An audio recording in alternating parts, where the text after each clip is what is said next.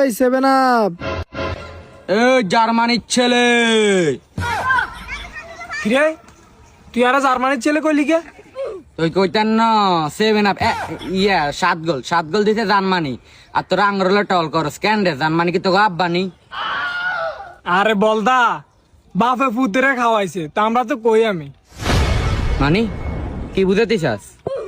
আচ্ছা ধর তুই অসুস্থ, হুম তোর আব্বা তোরা ডাক্তারের কাছে নিয়ে আনার সময় রাস্তা হঠাৎ তোর হানিতে এসে ধরছে।